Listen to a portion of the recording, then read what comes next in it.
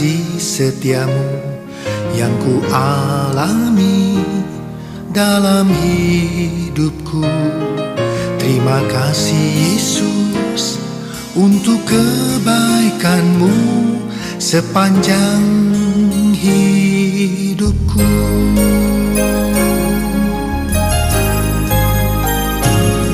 Terima kasih Tuhan untuk kasih setiamu yang ku alami dalam hidupku. Terima kasih Yesus untuk kebaikanmu sepanjang hidupku. Terima kasih Yesusku buat anugerah yang Kau beri. Sebab hari ini Tuhan adakan syukur bagimu. Terima kasih Yesusku buat anugerah yang Kau beri. Sebab hari ini Tuhan adakan syukur bagimu.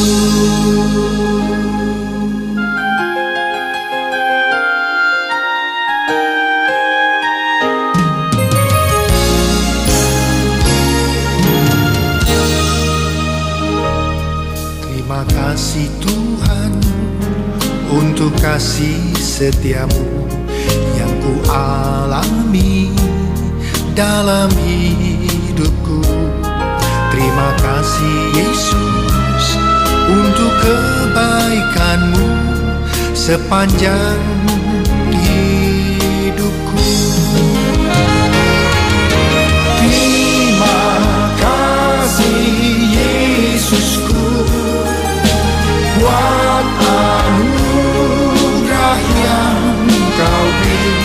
Sebab hari ini Tuhan adakan syukur bagimu. Terima kasih Yesusku buat anugerah yang Kau beri. Sebab hari ini Tuhan adakan syukur bagimu. Sebab hari ini Tuhan adakan syukur bagimu. Sebab hari ini Tuhan adakan syukur bagimu. Syukur bagimu. Syukur bagimu.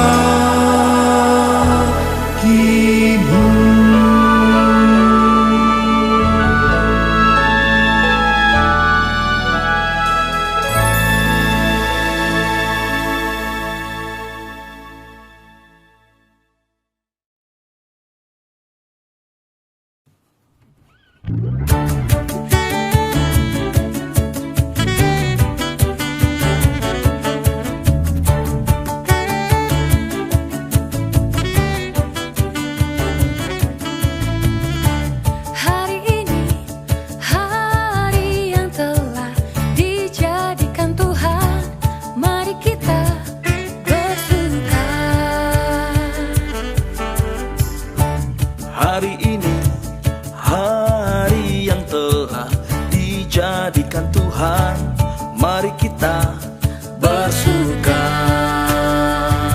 di dalam Tuhan, bersuka di dalam Tuhan, bersuka, bersuka dalam Tuhan, mari bersuka, bersuka citalah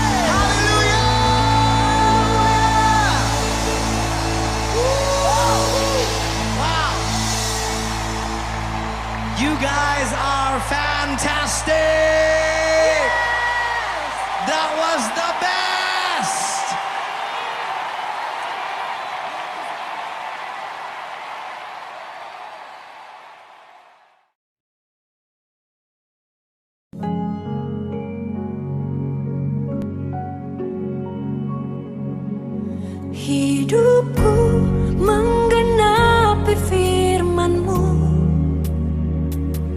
tanda mujizat sertai tiap langkahku. Kau bersamaku di dalamku, jadi bukti kebesaran-Mu.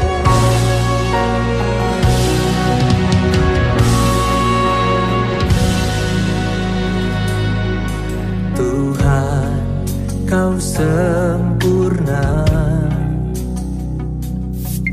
dalam rencana-Mu dan karya-Mu. Ku serahkan hidupku, murnikan dengan Roh-Mu. Tuhan, Kau sempurna dalam rencana-Mu dan karya-Mu. Ku serahkan hidupku, murnikan dengan Roh-Mu. Hidupku menggenapi firman-Mu, tanda mujizat sertai tiap langkahku. Kau bersamaku di dalamku, jadi bukti kebesaran-Mu.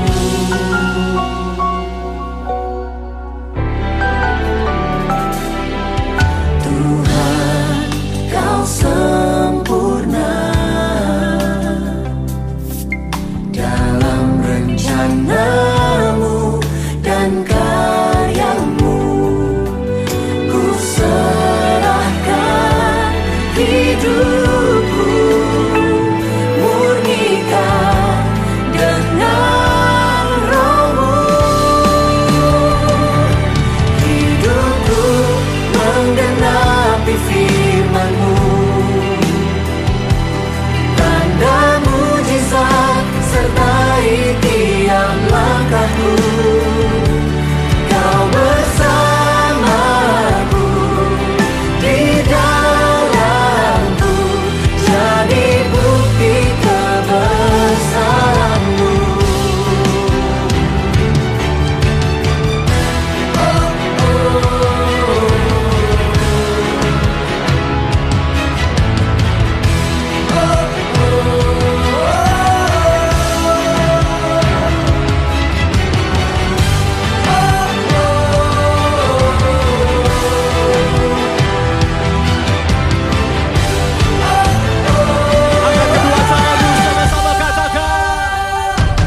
Hidupku menggenapi firman-Mu, tanda mujizat sertai tiap langkahku. Kau bersamaku di dalamku, jadi bukti kebesaran. Hidupku menggenapi firman-Mu, amin. Tanda mujizat sertai tiap langkahku. Kau bersamaku di dalamku, jadi bukti kebesaran-Mu. Kau bersamaku di dalamku, jadi bukti kebesaran-Mu.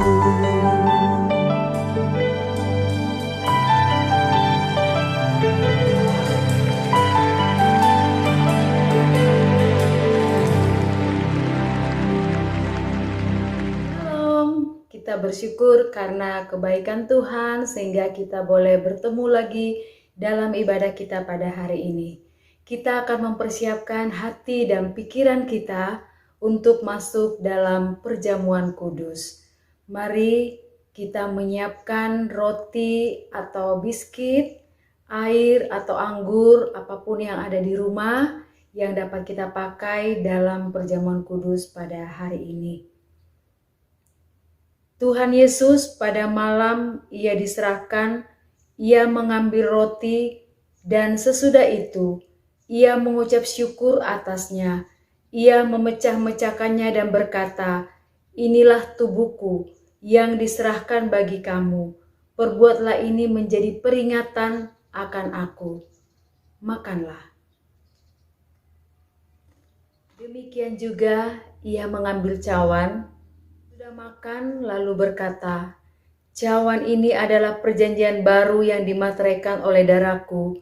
Perbuatlah ini setiap kali kamu meminumnya, menjadi peringatan akan aku." Minumlah.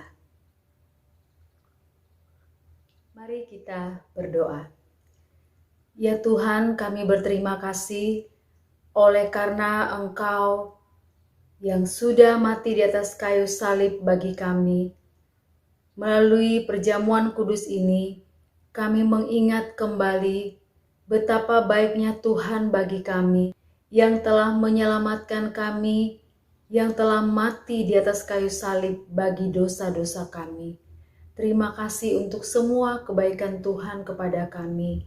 Terima kasih Tuhan, ajarlah kami untuk selalu berterima kasih, bersyukur untuk segala sesuatu yang Tuhan sudah lakukan bagi kami semuanya. Di dalam nama Yesus kami sudah berdoa. Amin. Saudara-saudara yang dikasih oleh Tuhan, kita akan memberikan persembahan dan kita akan membawa semua persembahan ini ke gereja ketika sudah waktunya bergereja seperti biasanya. Mari kita berdoa. Bapa Surgawi, terima kasih banyak untuk pertolongan Tuhan bagi kami semua sampai pada hari ini. Terima kasih untuk persembahan yang sudah kami persiapkan, persembahan yang sudah kami berikan. Tuhan memberkati supaya persembahan ini dapat dipakai untuk memperluas kerajaan Allah melalui gereja kami, melalui pelayanan kami. Berkati setiap yang sudah memberikan, bahkan yang belum, Tuhan yang terus menolong dalam usaha pekerjaan kami masing-masing. Di dalam nama Yesus kami sudah berdoa. Amin. Shalom. Ya, kita bersyukur sampai hari ini Tuhan masih memelihara kita. Tuhan masih menolong kita. Dan tema atau tajuk kita hari ini yaitu mengucap syukur. Mari sebelum kita membahas firman Tuhan dengan tema mengucap syukur, kita akan membaca dari Lukas pasal yang ke-17 ayat yang ke-11 sampai yang ke-19. Saya akan membacakannya. Ke-10 orang kusta. Dalam perjalanannya ke Yerusalem, Yesus menyusur perbatasan Samaria dan Galilea. Ketika ia memasuki suatu desa, datanglah 10 orang kusta menemui dia. Mereka tinggal berdiri agak jauh dan berteriak, "Yesus, Guru, kasihanilah kami." Lalu ia memandang mereka dan berkata, "Pergilah, perlihatkanlah dirimu kepada imam-imam." Dan sementara mereka di tengah jalan, mereka menjadi tahir. Seorang dari mereka ketika melihat bahwa ia telah sembuh, kembali sambil memuliakan Allah dengan suara nyaring, lalu tersungkur di depan kaki Yesus dan mengucap syukur kepadanya. Orang itu adalah seorang Samaria. Lalu Yesus berkata, "Bukankah ke-10 orang tadi semuanya telah menjadi tahir?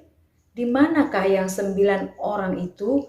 Tidak adakah di antara mereka yang kembali untuk memuliakan Allah selain daripada orang asing ini?" Lalu ia berkata kepada orang itu, "Berdirilah dan pergilah, imanmu telah menyelamatkan engkau." Iya, saudara-saudara yang dikasih oleh Tuhan, melalui teks yang kita baca ini dengan tema mengucap syukur. Kata mengucap syukur dari bahasa aslinya yaitu eukaristeo, yang artinya berterima kasih. mengucap syukur, pengakuan, pujian, penyembahan kepada Tuhan. Karena Tuhan adalah Allah yang baik, Allah yang tidak pernah meninggalkan kita walau sedetik pun. Allah yang selalu ada bagi kita dalam situasi saat ini. Dalam segala hal yang kita hadapi, Dia selalu ada bagi kita. Dan kata mengucap syukur itu dari bentuk imperatif aktif. Artinya, kata ini merupakan perintah yang harus dilakukan oleh semua orang percaya, oleh semua anak-anak Tuhan tanpa terkecuali. Artinya, kita harus selalu mengucap syukur. Dan kata aktif artinya mengucap syukur harus dilakukan terus-menerus tanpa henti. Jadi, mengucap syukur bukan hanya saat kita senang, lalu saat tidak senang tidak mengucap syukur. Tidak.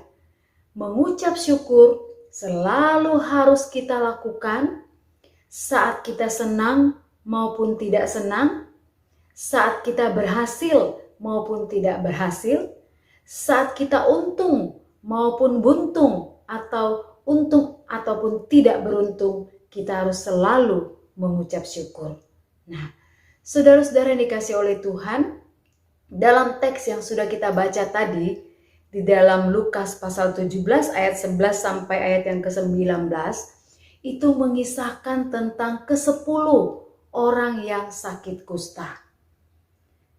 Dalam suatu perjalanan mereka bertemu dengan Tuhan Yesus. Dan ketika Tuhan Yesus telah menyembuhkan mereka, dari 10 orang yang sakit kusta, hanya 1 orang yang kembali mengucap syukur, tersungkur, dan memuliakan Tuhan. Tadi kita sudah baca dalam ayat yang ke-16. Saudara-saudara yang dikasihi oleh Tuhan, seringkali kita sama dengan 9 orang yang sakit kusta.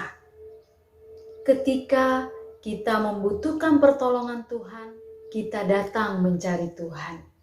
Atau ketika kita adalah masalah, dalam pergumulan, kita akan mencari Tuhan. Kita akan berdoa tidak amin-amin kepada Tuhan.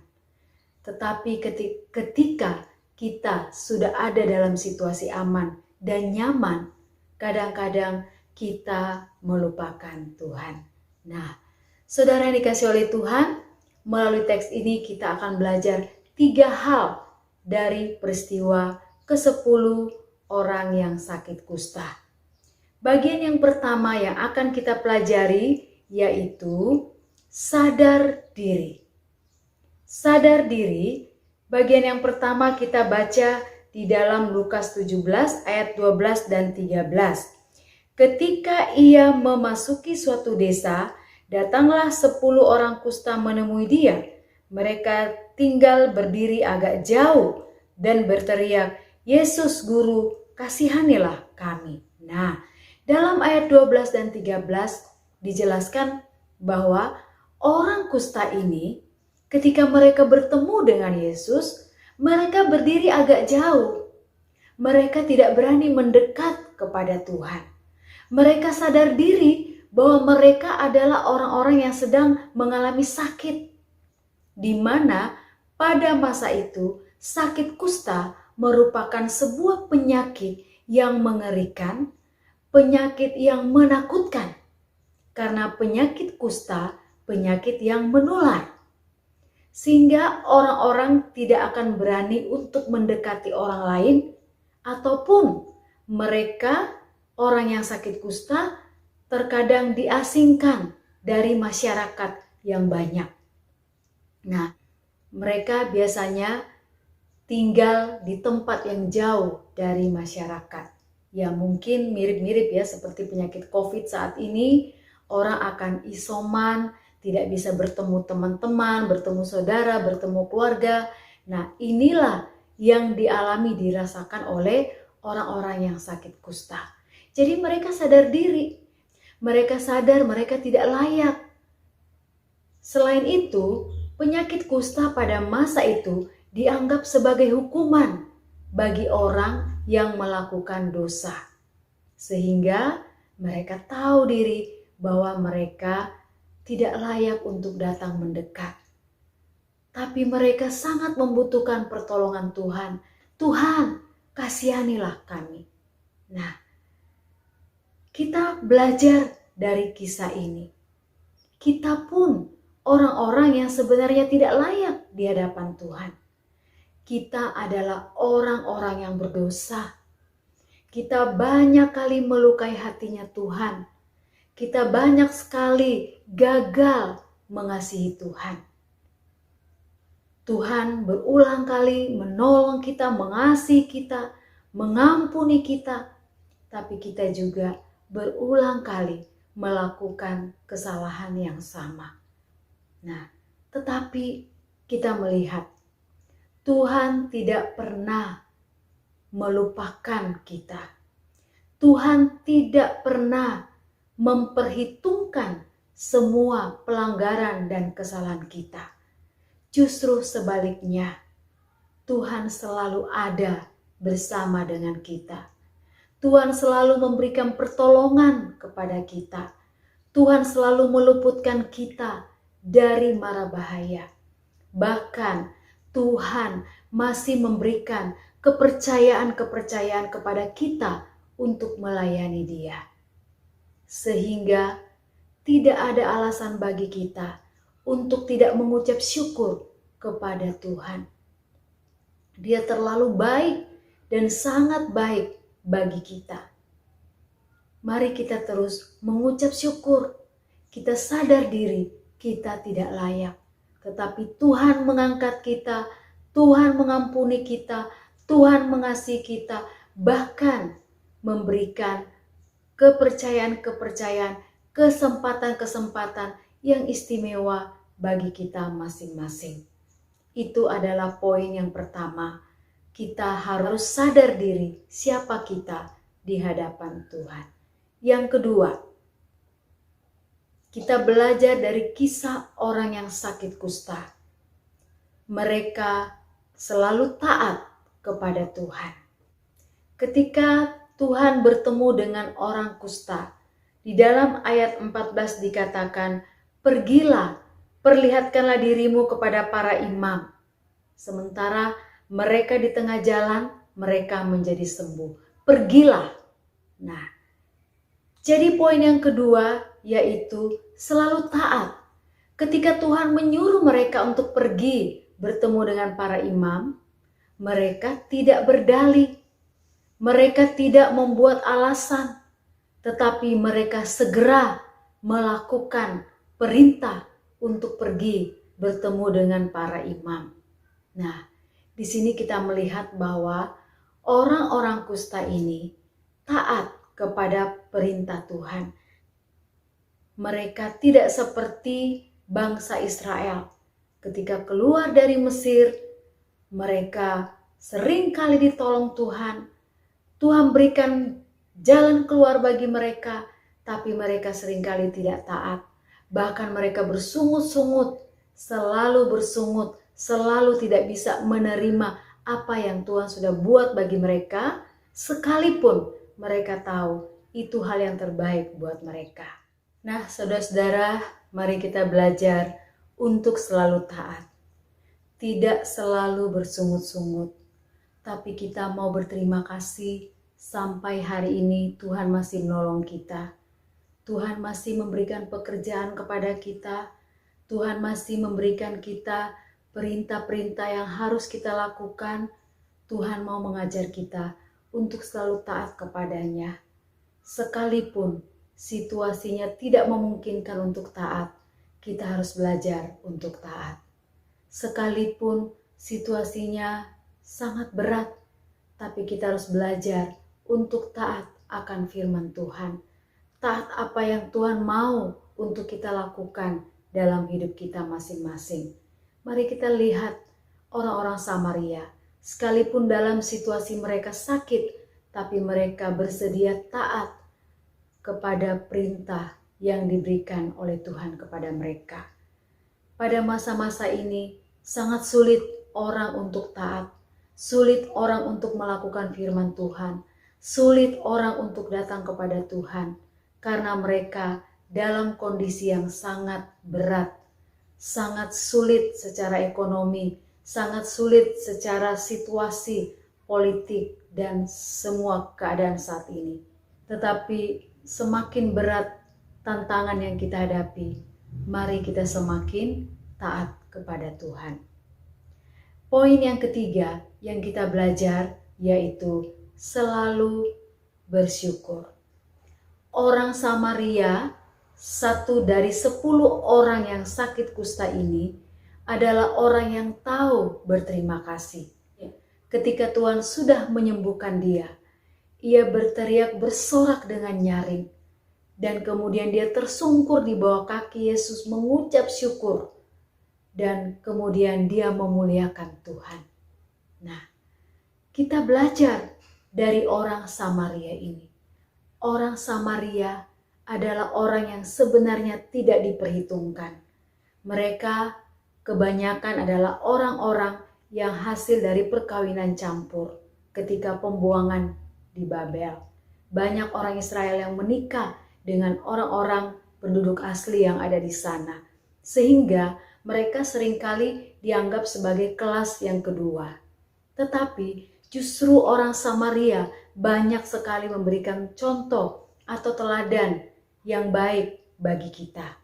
Baik ketika orang Samaria bermurah hati, dan ini adalah orang Samaria yang tahu mengucap syukur. Dia tahu berterima kasih ketika dia sudah ditolong oleh Tuhan.